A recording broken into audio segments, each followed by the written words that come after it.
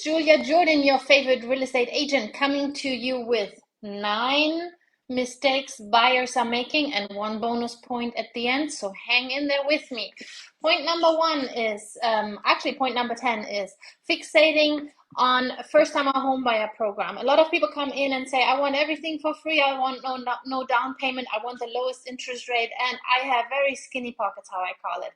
If you are a little bit on the broke side of life, but you want to buy a house, let's look into this. Because, for example, when your credit score is excellent, you might be cheaper off with a conventional mortgage. A conventional mortgage lets you later on kick out the mortgage insurance, what is saving you a whole lot of money in the long run, as well as usually you get a better interest rate.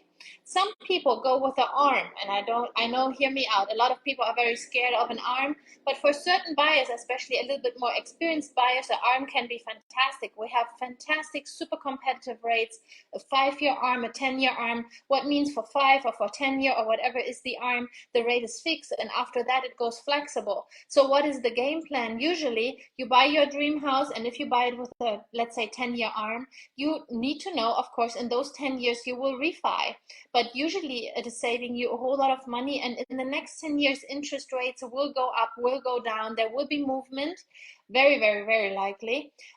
So as long as you're planning to refi, keep your job a setter so that you actually do qualify. ARM can be a fantastic program and actually quite safe for 10 years, 5 years, whatever you decide on.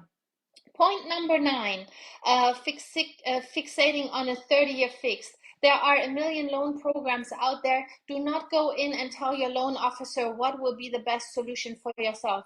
Go in and say, I heard about this, I heard about that, but then stay flexible and open-minded to listen to the opportunities that they have. Loan programs are constantly changing, exactly like the real estate market. So on the house hunting side, ask your agent, but on the lender side, ask the lender, look, this is my situation, be as honest as you can be. We don't want to afford any dead bodies in the basement, any old stuff.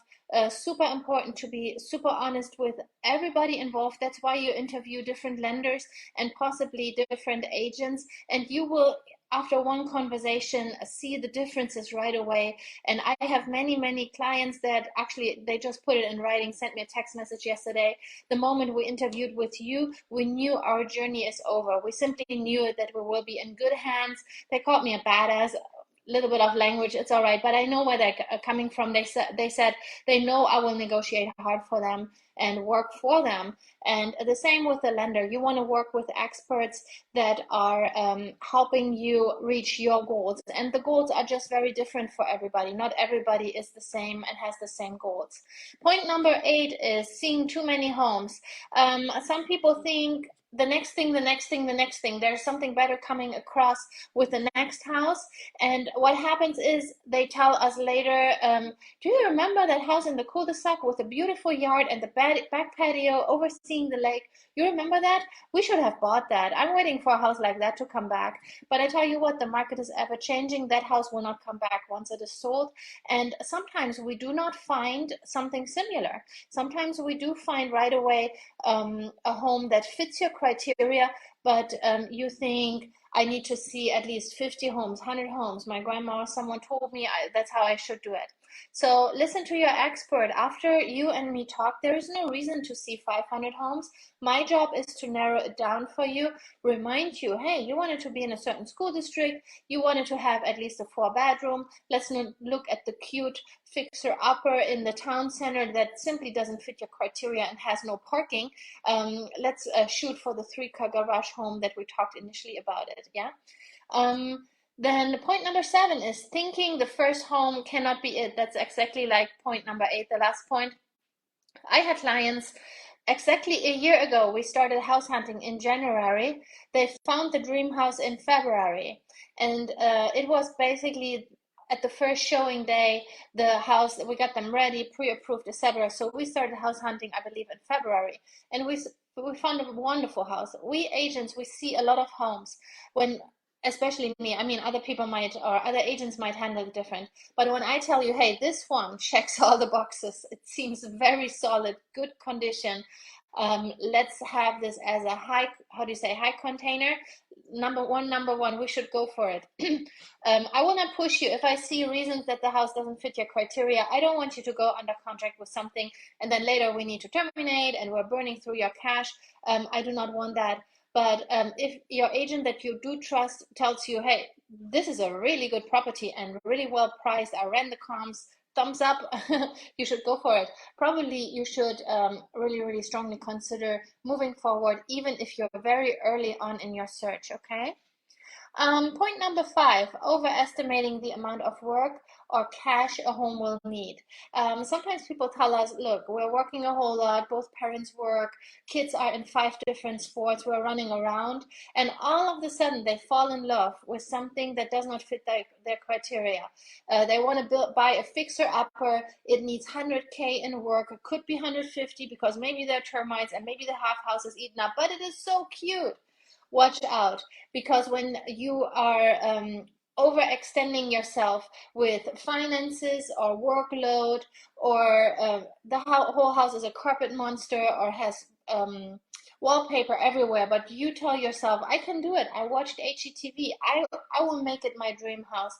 That might not happen, and maybe you end up very frustrated with a fixer-upper home when your lifestyle is not quite there. Maybe that would be a good idea 10 years down the road or 20 years down the road, but maybe not when you're in the season of raising little kids, building your career, etc., etc. Okay, so not overextend yourself with what you think you can do. Point number 3 is looking for too expensive homes. Let's say the lender has you pre-approved for 400, but the dream house pops up because you looked up to a price range of 500. Our market right now, and that might change, of course, talk to your trusted agent. Our market right now in Houston area is not in a way that we look at houses for 500 and we have a realistic chance to get it for you for 400, except the listing agent made a mega mistake. But usually that mistake is corrected by itself, because when we throw a property on the market underpriced, or my favorite strategy, purposefully slightly underpriced, not by 100K, that was an extreme example, what happens is that the prices will come up automatically, because that agent will be surprised by a full asking 400K offer, and then he will share with the other agents, look, we already have a full asking on the table, I don't even know how that happened. And other agents will overbid because they ran their comps correctly and they see what is going on the market, and they will advise their buyers to go higher because it is a very good deal, and boom, the price comes up. And usually all the houses, even if they're underpriced, they do not just sell for a low price. Usually the price comes up as long as the listing agent gives it the time that it deserves, like usually a weekend or 7 days, to sell the house for the right price. Okie dokie, that was point number 3. Now we're coming to point number 2. Second worst buyer's mistake is buying with no, or shopping with no pre-approval letter. You want to talk to a lender first, get fully pre-approved. Let's say you start the journey in February, you get pre-approved. It gives a little ding on your credit, right? So you say, but I don't want to buy in February. I just want to get my feet wet, and I probably want to buy April, May, June, something like that. If you are my client, I will strongly advise that you already talk to a lender, you get fully pre-approved. We check out if we have any dead bodies in the basement, if there's anything on your credit score that can be improved. Often our clients do not know how to optimize their credit score, even if they're really good, but it makes a difference. If you're 680, 720, 750, you go into different tiers with your loan. And you get a better interest rate each time. You qualify for a better interest rate bracket, and that is super important. So let's get you started early on. Let's check out if you're really as solid as you think and as I hope you are, because if not, we still have enough time to tweak things around to the better. We can still have time to improve. Also, as long as your situation, your employer, you're self-employed, your car payment, all those things, as long as those stay the same, you do not need a new pre-approval. Simply the lender and I stay in constant communication so that I, as your agent, always have an updated pre-approval letter. So the moment opportunity pops up, and sometimes we had it, the opportunity popped up earlier than we were quite expecting to buy, but it was such a fantastic deal. The buyer decided to move forward and literally buy a house 1 or 2 months earlier than we thought, because the house was just fantastic. So you want to have all your ducks in a row. I am German, we call it Deutsche Gründlichkeit. That's a German term. I'm teaching you some German. It means German throughoutness. We are throughout. We looked at everything the moment we did all the hard labor. We have the fun part left of waiting for the great interest rate, negotiating or finding a good lender with the interest rate, and finding the right property. Okay, that's the only thing we need to worry about. Interest rate will move on us. We cannot really do much about it except buying the rate, asking the seller to buy down the rate, or sometimes even asking the lender to buy down the rate. Something nice is coming around the corner. Talk to me if you want to buy down the rate and have the lender pay for it, but that's still top secret. What was my point? We never shop without pre-approval letter. The moment you are ready to purchase, we find your dream house, I ask the lender again, hey, can you submit me an updated pre-approval letter? My letter is already 2 weeks old. I like to refresh them every 2 weeks. So I'm constantly having an updated pre-approval letter for you. We write the offer, get it accepted. And then on the way to closing table, right before closing, the lender will pull your credit again a day or 2 days before closing, usually, to check, did you buy a Lamborghini in cash? Did you, I don't know what, have a bankruptcy in the meantime? So they will check your credit score again. But in the meantime, from February, let's say till April, your credit score had time to bounce back from that initial check, and you are actually buying on prime credit score. So that is super, super important. Credit score is one of the most important things when it comes to your rate, okay? And then number one, that's the bonus point. Your point number 10, not hiring a loyal expert and not committing to an expert. I had this morning literally a call of someone who wanted to invest, and we had a conversation last year, and she went astray with a different agent. She would not disclose. I always ask, what did the other agent do better? And she got her fingers burned, and they made some experience that were not quite top notch, let's say. So they had some bad experience. And to me, it seems they just went with someone. They were not loyal to their agent. And now she said she would want to be loyal, but she did not disclose to me. She did not want to share how much is in savings, etc., etc. So for me, my hands are handcuffed. How do I help you if I don't know your situation? And if you don't trust me, of course, there is a procedure how to earn your guys' trust. But at one point, we need to trust each other to move forward. So I actually understand your situation, because a transaction, we are going always through bumps on the road. And when I know your situation, I know, well, at this point, we cannot throw in extra cash. We cannot negotiate in that direction. Or super fast closing is important. Or we want to drag down the closing because we're still stuck in a lease. We don't want to pay the penalty if we can help it. So the more I know about all the dirty laundry and all the clean laundry, I know all your laundry. And I want to know, and I want you to please trust me so I can help you best and keep your transaction under contract, super secure, straightforward. And sometimes, like in this phone call this morning, I felt she would just commit to several agents. What is okay, everybody does it a different way. But what we cannot do is that someone gets all the knowledge from us. And I had hours with her that I spent with her, and then not moving forward, then simply moving forward with a discount agent because they believe there is value in that. I actually doubt that, because we just closed the transaction. It was very difficult. You did not know at the get-go that it would be difficult. And when it gets difficult, you want to know an agent not only that knows how to write up an offer, or on the listing side, how to slam it on the MLS and have it listed up there. The finesse and the dollar comes in later, when stuff hits the fan, when things get ugly, when someone does what they're not supposed to be doing. And guess what? That happens quite a bit in real estate, because we're handling expensive transactions. Derek says my laundry is locked up. Okay. We can talk about that too. Sometimes money is stuck. in a 401k. Sometimes your money is in a CD or something. There are 5 million ways how to get financing, but at least disclose to me all your clean and your dirty laundry, so I know. I probably have more knowledge in those things than you do. You are the expert, and for example, Derek is an expert in fixing all kinds of things, for example, German cars. So we had some conversations about that. I have no bloody idea. I opened the hood in my BMW once and I thought it looks all very fancy, and then I closed the hood just to see, and it took me, I believe, 6 months after owning the car that I looked into.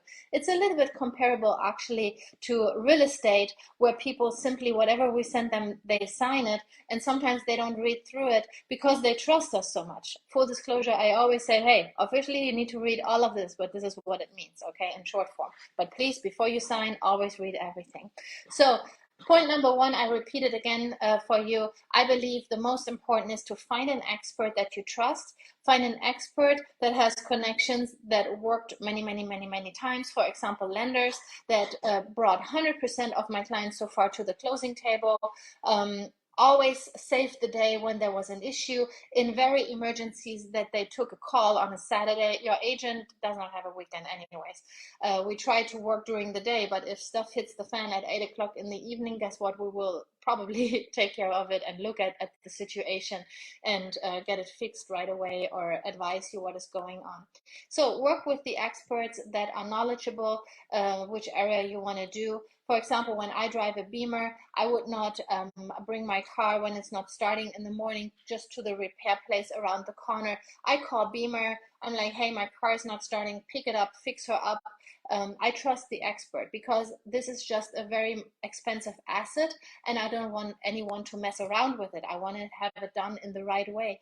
And the same with real estate. The good thing is, people that are represented poorly, they will never know how much money they left on the table. Okay, that is the only band-aid that they have. They never know that they lost 20, 40, 80K in negotiations, or simply losing a buyer, etc., etc. That's the good news. But why even going there? Why not working with an expert that guides you step by step, that explains things to you, that you actually believe you understand what's going on and what they're doing for you, so that you make a as educated decision as you can help it. And after you feel like you squished out every penny out of the transaction, you paid as little for the property as you had buying and selling the same thing, you got a bidding war up, you had a multiple offer situation, you had a solid buyer. There are ways how to check that even on the listing side with who we are executing, and then get you to the closing table as smooth and as safely as we can help it.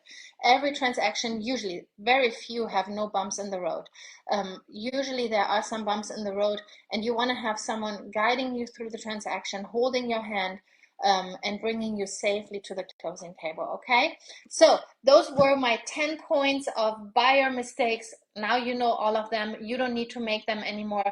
If you like the content, hit subscribe, hit like, and please, to bounce my channel up in the algorithm, write a little comment, write a little something. I read all of them and I love them, and I love you guys. And if you want to buy or sell, or you have any peeps wanting to buy or sell, please send them my way. I promise royal treatment and a 5-star experience, and you get all my heart, all my soul for the while that we are under contract. I compare it like a little engagement ring. I don't ask you to marry me as your agent, but I do ask you to put an engagement ring for the while that we are house hunting, or for the while that we are selling. And I promise you a 5-star experience. Okay, you guys have a blessed day. Bye bye.